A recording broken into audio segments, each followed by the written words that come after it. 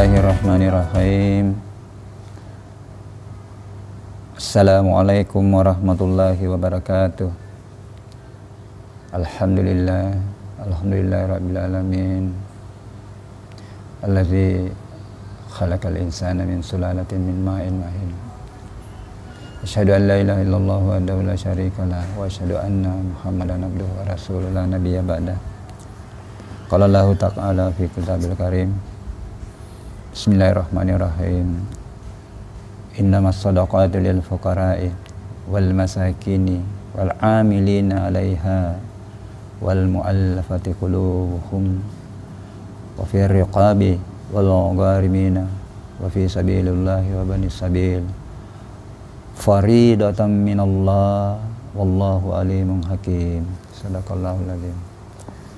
Kaum muslimin muslimat yang insyaallah dimuliakan Allah, puji dan syukur senantiasa kita panjatkan kehadirat Allah, Tuhan yang menciptakan alam semesta ini, Tuhan yang menciptakan manusia dari saripati tanah, menciptakan manusia dari air yang hina. Salawat dan taslim kita haturkan kepada Nabi Muhammad SAW, Nabi yang membawa Islam sebagai rahmatan lil alamin. Kaum muslimin muslimat yang insyaallah dimuliakan Allah, alhamdulillah pada kesempatan ini kita sudah sampai pada kajian Ramadan Ulul Albab seri ke-19. Pada kajian-kajian sebelumnya kita sudah membahas motivasi ibadah, motivasi sholat, motivasi puasa. Dan pada kesempatan ini kita akan mencoba membahas motivasi sedekah zakat. Jadi kita fokus bukan pada fikih ibadah, pada fikih bukan pada fikih zakat, tetapi bagaimana memberikan bahan renungan bagi kita semua untuk memotivasi kita melaksanakan rukun-rukun Islam yang sudah ditetapkan.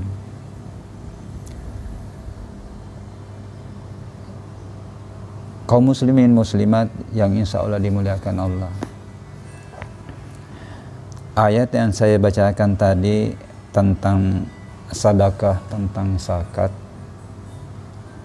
yang sudah ditentukan 8 golongan yang berhak untuk menerima zakat. Yang menarik di akhir ayat surah At-Taubah 9 ayat 60 ini,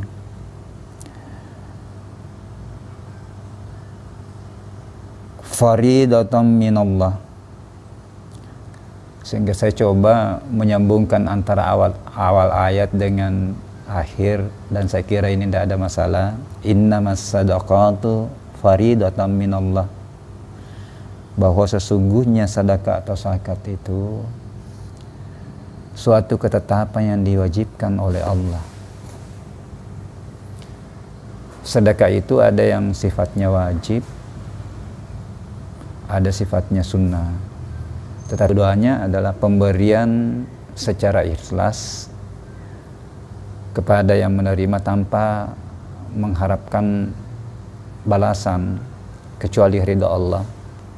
Kembali lagi bahwa sesuatu yang diwajibkan pasti bermanfaat bagi kita. Karena zakat ini diwajibkan, makanya Allah memerintahkan di surah At-Taubah 9:103 itu diperintahkan khuz min amwalihim sadaqah, ambillah zakat atau sedekah dari sebagian harta mereka. Kaum muslimin muslimat yang insya Allah dimuliakan Allah, saya mencoba menelusuri ayat tentang zakat itu saya temukan ada 34 ayat di dalam Al-Quran, termasuk sedekah. Nah, ada 13 ayat perintah menunaikan zakat itu bergandengan dengan perintah salat. Kaum muslimin muslimat yang insya Allah dimuliakan Allah, kalau kita mengikuti fikih zakat, sebenarnya sangat sedikit yang diminta oleh Allah untuk kita ingat ketika kita mendapatkan rezeki. 2,5 sampai 5%, sekali lagi sangat sedikit.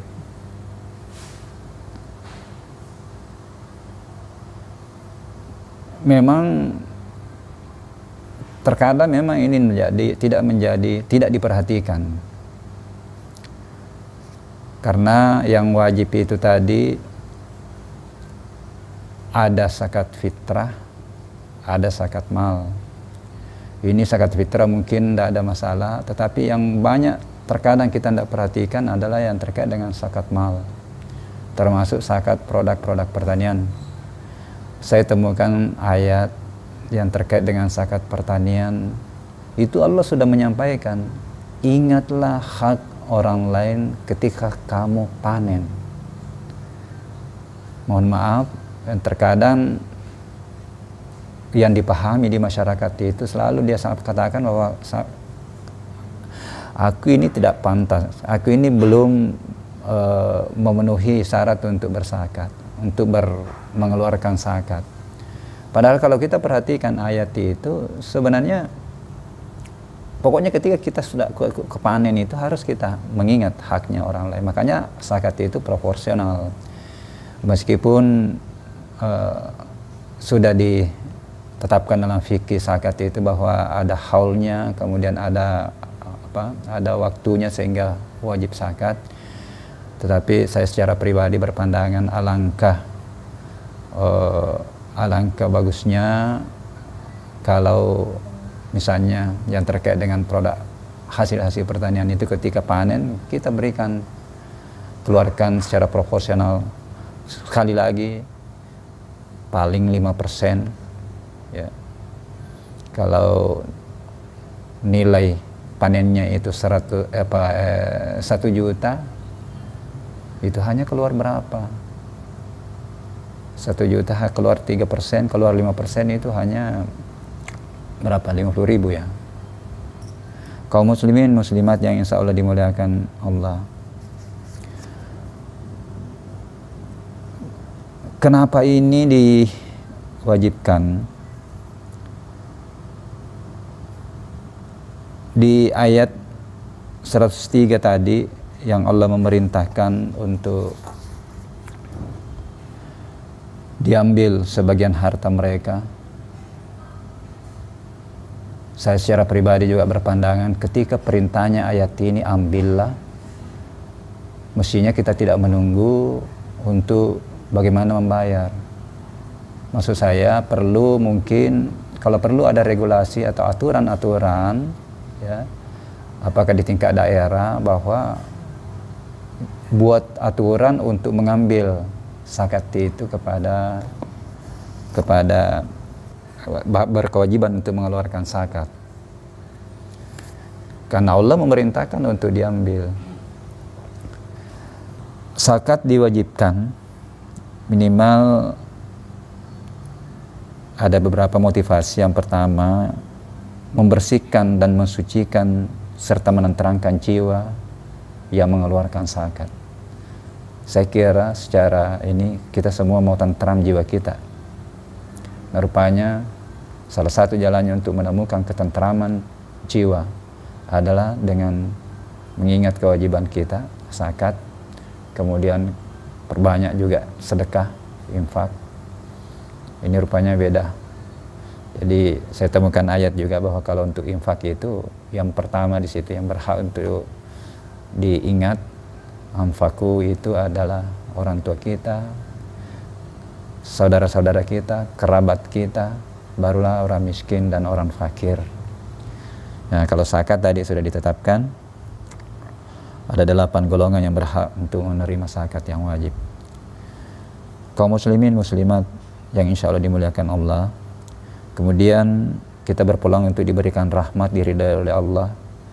Ini saya catat, ada di surah ke-971, ada di surah An-Nur 56, kemudian ada di surah ke-19 55. Itu kita mengeluarkan zakat, insya Allah kita diberikan rahmat, mendapat petunjuk.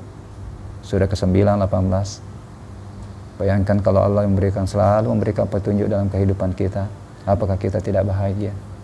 Sekali lagi, terkadang hal yang mendasar ini kita tidak perhatikan, ya.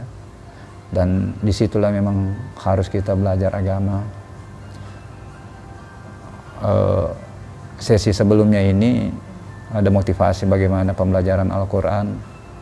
Memang luar biasa. Mestinya Al-Quran itu dikaji, Al-Quran itu dipelajari. Kemudian kita harus yakini bahwa apa yang tertulis di Al-Quran, apa yang diperintahkan oleh Allah itu adalah kebenaran. Nah, salah satu bentuk keimanan adalah ya kita mempraktekkan dalam kehidupan. Kalau perintahnya itu dalam Quran itu bahwa keluarkan zakat, ya bentuk keimanan kita keluarkan zakat. Mudah-mudahan apa yang saya sampaikan ini dapat memberikan motivasi kita, dapat menyadarkan kita bahwa zakat adalah diwajibkan, fariyadatan minallah. Zakat adalah diperintahkan Allah untuk diambil kepada orang yang wajib zakat, dan itu untuk diri kita, untuk mensucikan jiwa, menenteramkan jiwa.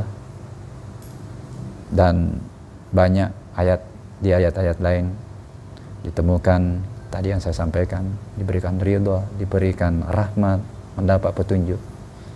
Luar biasa sebenarnya kalau kita menelusuri apa yang tertulis dalam Quran, apa yang sudah dicontohkan oleh Rasul, kita mencoba mempraktekkan di dalam kehidupan ini.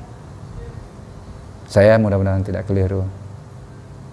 Makin banyak yang dicontohkan oleh Rasul, makin banyak yang diperintahkan oleh Allah, yang diperintahkan dalam kehidupan, itulah jalan untuk selamat, jalan untuk mendekat dan kembali kepadanya, jalan untuk bagaimana kita selamat dunia dan akhirat.